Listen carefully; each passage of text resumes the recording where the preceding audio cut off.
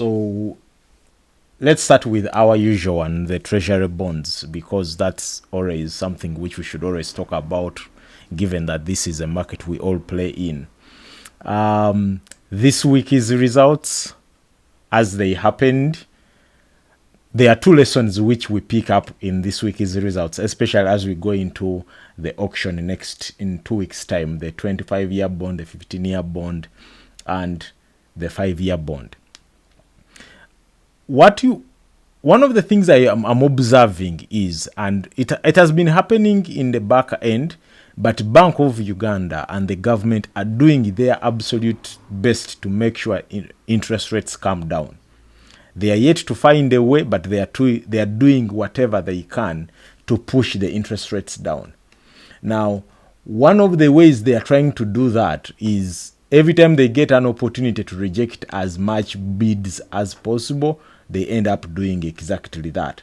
And that's what we saw in this latest auction, which kind of signaled where we ended up seeing the 20-year bond, the 2043 bond, coming out at a cutoff yield of 15.95%. For so many of us, you remember the last time the 20-year bond was auctioned off, that was in June, it came in at a cutoff yield of 16.5. So a drop from 16.5 to 15.95%, it has a far-reaching implication to the whole treasury bond tenors, especially knowing that in the market, in the secondary market, we have been getting interest rates as high as 15.8, even 16%, depending on someone who had so much money. And so the cutoff yield coming out in the primary market at 15.95%, that was a shocker. Not so much a shocker, but it's an indicator. Now, the lesson you pick up from there are lessons you take in 2 weeks' time from now. At the end of the month, Bank of Uganda will be selling off the 25-year bond. They will be selling off the 15-year bond. They will be selling off the 5-year bond. Now, for the next 5 minutes, I'm going to focus so much on the 25-year bond because I know that's a bond which many of us do not have in plenty and would want to have it on our ladder, especially for perspective that can allow us to get paid in Feb and August, which is interesting because they are selling that bond. If I'm to present this Excel, you let me know when you can see our usual Excel. Right? Yeah. So they will be selling off the 25-year bond on 29th July. It will set on 30th July. And I wanted us to do a simulation that can guide you to make a decision. Now, my right away investment guidance is it's the 25-year bond is a do not buy recommendation for me. But I want to demonstrate why I'm coming up to do not buy recommendation. Now, the last time the 25-year bond was sold off was in March, and it came out at 16.29% cutoff yield. That's a number which we should pay attention to, the cutoff yield of 16.29. So let's assume somehow, somewhere, Bank of Uganda and the government and the Minister of Finance, they want to keep the cutoff yield the same as it was the last time in March. And so we end up getting a 16.29%. It means by the time that bond settles, it will have a premium of 6%. You can see, you will pay 106 for every 100. So if you buy a bond of, let's say, 10 million, you end up paying 10 million and close to 600,000. The question then becomes, what is my return? Because remember, this bond, if you buy it on 30th July, it will pay a coupon a week later. So then the question becomes, what is going to be my return? Your return for 10 million will be 720 here. The after-tax return, because it's after-tax which we are interested in, not the gross one. So that means if it comes out at 16.29%, and you get paid 2 weeks later, a week later you get 720. It means you have managed to recover,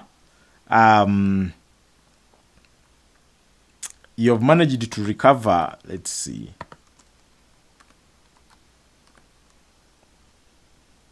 around 125,000. Then going forward, you get paid your normal money. Now, if the yield is 16.29%, it will be a very good buy. Yes, you are going to pay a premium, but it's a premium you're going to end up recovering fully, plus a little bit much more.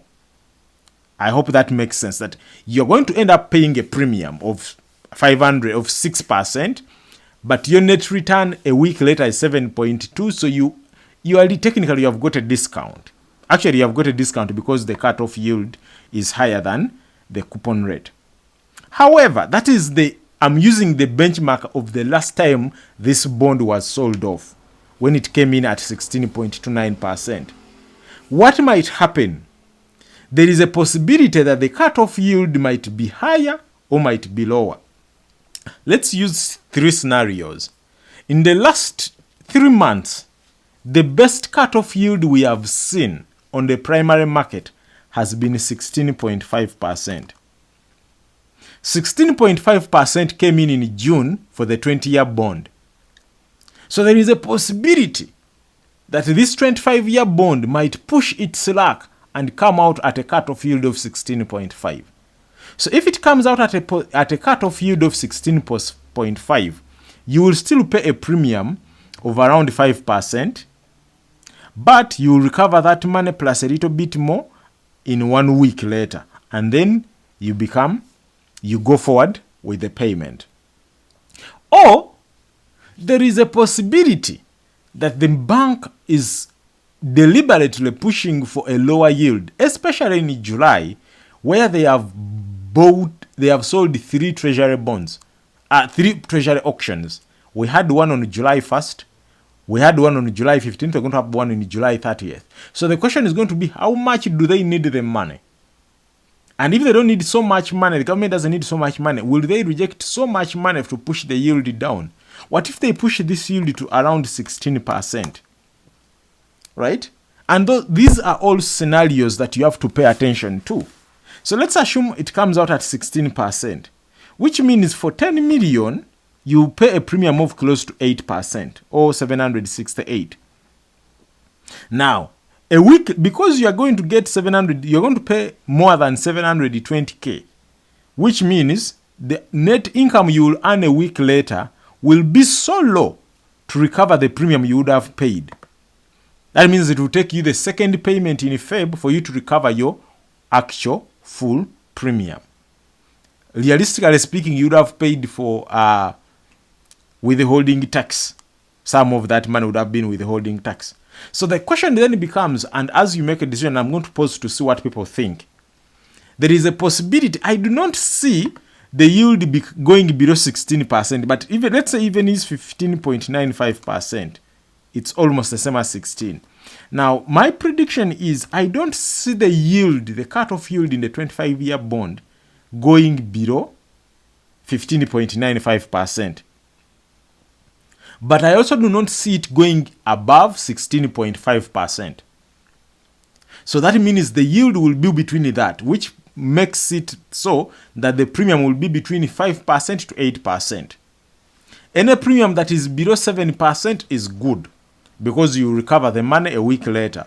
You have to factor in RTGS and how much amount you're trying to invest in. But at least you are sure I'm recovering this money a week later, and then I move on a clean slate. Otherwise, if the cutoff yield comes down to 16.1, 16, anything below 16, then you cannot recover the money that you would have paid in one single coupon payment. It will take you the second coupon payment. Let me first pause there to see what other people are thinking. But that's in a nutshell. That's where when you are making a decision on the 25-year bond, that's where you have to be. Maybe to also add on to that, let's compare it with the other bond it's coming with, the 15-year bond. Remember, the 15-year bond just recently paid a coupon. It paid a coupon on July 9th. So the last time it was sold off, the 10-year, the 15-year bond, it came in at a coupon rate of 15.75%. So if somehow, somewhere, this bond maintains that cutoff yield on July 30th, it will mean you will still pay a premium, but it will be a premium of 1%. Of 1%. Versus in the 25-year bond. The only difference is the one in the 25-year bond, they are getting a premium, they are getting a coupon in August. The one on the 15-year bond, you're getting a next premium in Jan. So there is that. Secondly, if somehow, somewhere, this, because the 20-year bond came in at 15.95%, if somehow, somewhere, this cutoff yield on the 15-year bond comes, say, 15.5%, then you'll pay a premium of around 3%. Yes. So, my prediction, both the bonds, the 15-year bond and the 25-year bond, are going to come out at a premium. The 15-year bond will be a lower premium because for it, it's still, the accrued interest days are very, very few. They are less than a month. The only reason that is going to make the 15-year bond to be at a premium, it's because the cutoff yield is lower than the coupon rate. However, the 25-year bond is going to be at a premium because it has so much accrued interest days, over 175 days. And so, no matter what happens, you will pay a premium. The question is going to be how much premium and can you recover it a week later, and you start on a very clean slate when the bond starts in August. So that's where you have to weigh in which bond to go for, which bond not to go for. To the extent possible, some people are thinking, should I sit out the 25-year bond if I want it and I leave my money on a unit trust and I wait for it when they bring it back in September? It will have less accrued interest days, and potentially at that time I'll buy it at a better price without paying so much withholding tax. So let me pause there to see what people have on that before we move on to our Kenyan market assessment.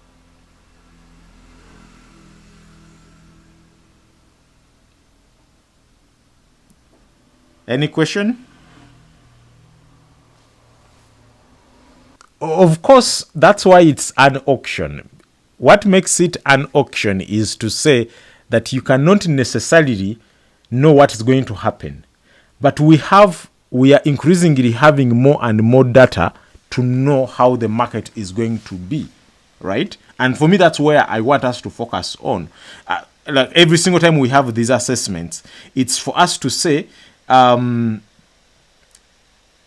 please pay attention to where we are. Pay attention to the coupon rate.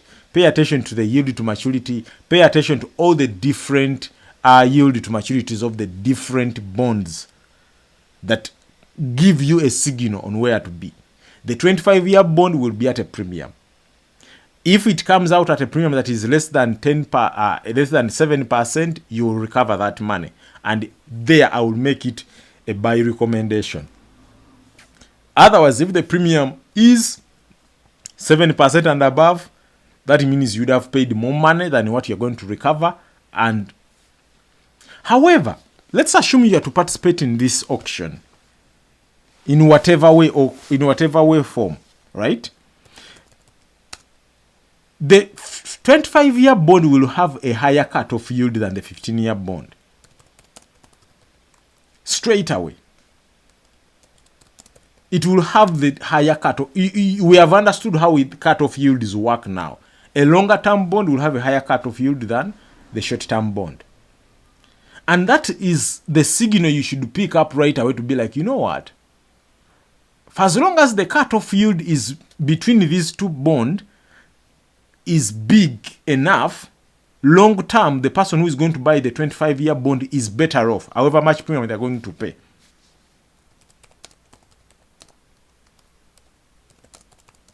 Right? So if the cutoff yield, let's demonstrate it because that's it's a much better option there. Let's assume this comes out at 16.29%. It means this person, whereas they're paying a premium right now, they are going to be getting 720, and their net return long term is higher than someone who is buying a 15-year bond. If the premium comes out at 15.75, right? Yes, for you are going to pay 1% premium, but the amount you're going to be earning is lower than the amount I'm going to be earning on my 25-year bond. Why? Because of that cut-off yield. And when you look at it that way, in a nutshell, without not simplifying so much, you can see, okay.